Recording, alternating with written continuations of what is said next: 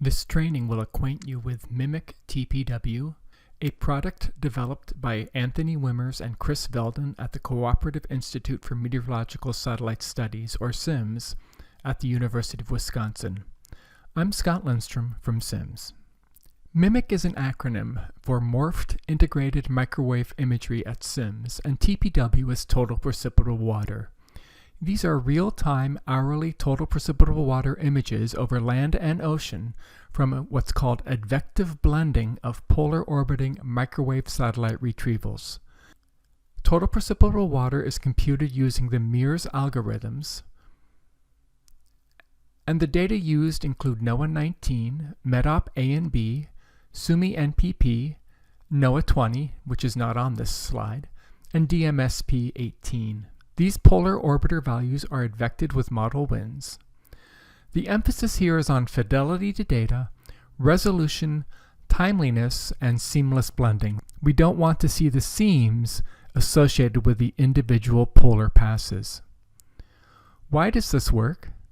Two reasons.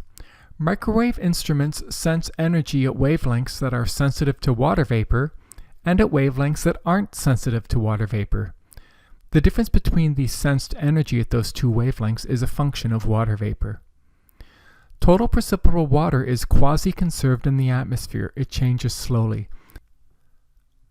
This chart shows you in the microwave absorption spectra, and there are two channels at 23.8 and 31.4 gigahertz on AMSU that are in regions of different water vapor absorption. Both of those channels are also on ATMS.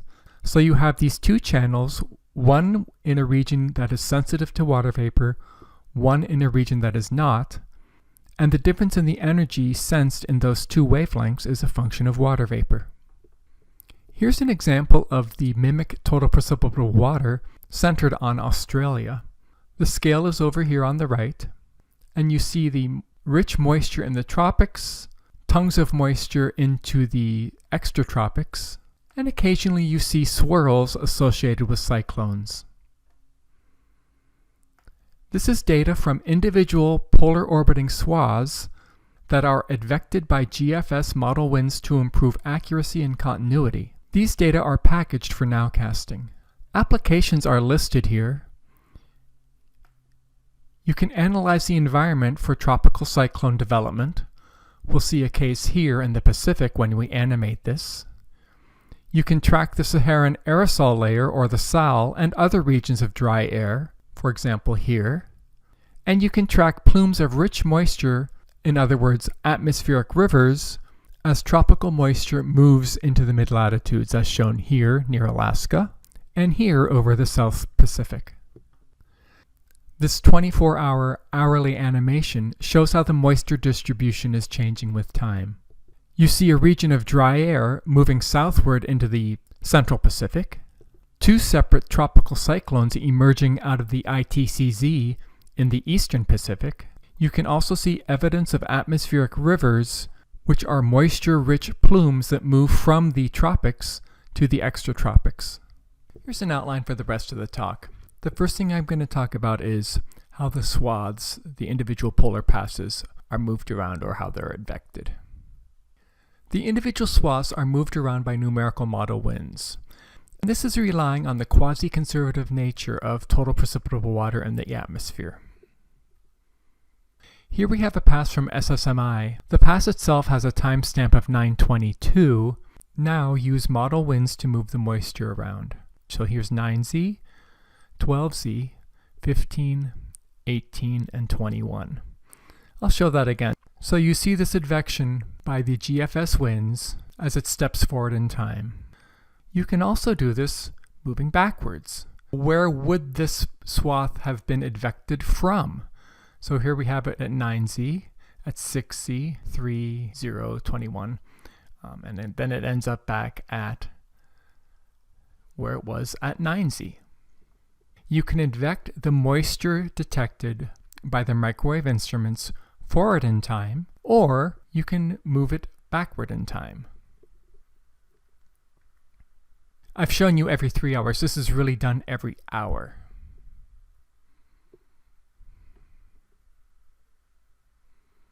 You're moving different swaths forward in time and other swaths backward in time, and you're moving them different amounts of time, and they're all ending up in different locations over the Earth, so eventually you have global coverage.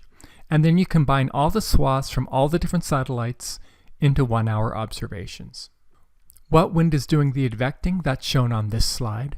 It's a combination of winds at near the surface at 1,000 millibars, at 850 millibars, and at 700 millibars. And it varies depending on latitude. To composite the data, take every swath observed within about 16 hours of the hourly display. Those swaths are moved around, so swath will be moved forward 1 hour, 2 hours, 3 hours, 4 hours, and all of that is composited. You can identify the sensor with the closest time before and after the display.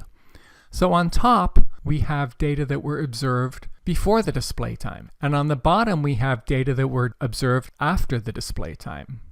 You construct a total precipitable water composite from measurements made only from data before the valid time, that's on top, and from data made only after the valid time, and then you combine these two. The time difference between the observation and the valid time helps to determine which value to use. Of course, you're going to use the most recent data that's available. So here we have an example of delta T's from before and from after. If you look up here in the northern Atlantic, a lot of these observations from before this particular time are pretty stale, between 6 and 10 hours old. If you look at data observed after the display time, we have much fresher data, so that would be the data you would want to use in that region. Here in the northern Atlantic, before data is older than after data. The after data is what you want to use to reduce the amount of error in the final composite. Data that are closer to the time of the total precipitable water composite are going to have smaller errors. So the weight of these data from before is going to be small. The weight of the after data is going to be large. In this region where you have observations right after the display time, you want to use that data, so you give it a heavier weight.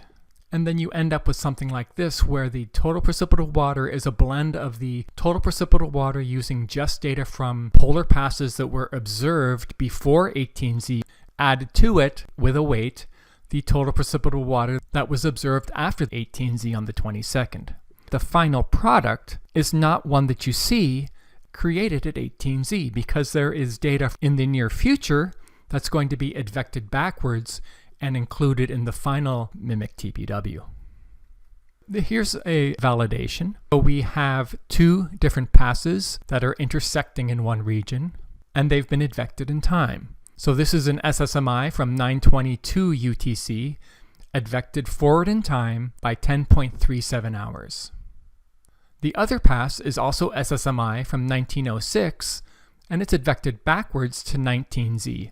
And you see there's a region here of overlap where you can compare the values and use that as an estimate for the errors. You can bin the errors by advection time, and one thing to note is that the error is very small and manageable as long as you have an advection time that's pretty small, 6 or 7 hours. And that's not hard to do with the number of polar orbiters that are up there. There's a bit of a geographic dependence to the error, but in all of the regions, error is small and manageable, about 2 millimeters. Here's a scatter plot of radiosonde values of total precipitable water and mimic values of total precipitable water, and you see very good correlation. Backward advection is giving you observations that occur after the valid time of the mimic TPW. So for example, if you have a mimic TPW field at 21Z and there's a polar pass at 2142Z, you want to use that data in the mimic TPW, advect it backwards to 21Z, because that's going to be a very small error.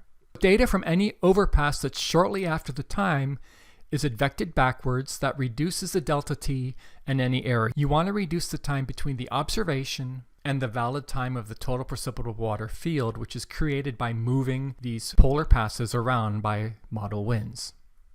Some conclusions. The fields that you see in mimic TPW are anchored directly to observations, not to model output. So treat them as observations.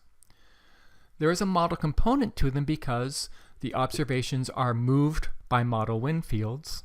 The error is proportional to how long the data had to be advected to a particular point. And when you have 6 or 7 polar orbiters, that time difference is fairly small. This is using the MIRS total precipitable water retrievals, so it is valid over both land and ocean. It's available at 1 hour resolution. It has about 1 hour latency. The data are available online and in AWIPS. If you have any questions, here's my email. That's all I have for you. Thanks for listening.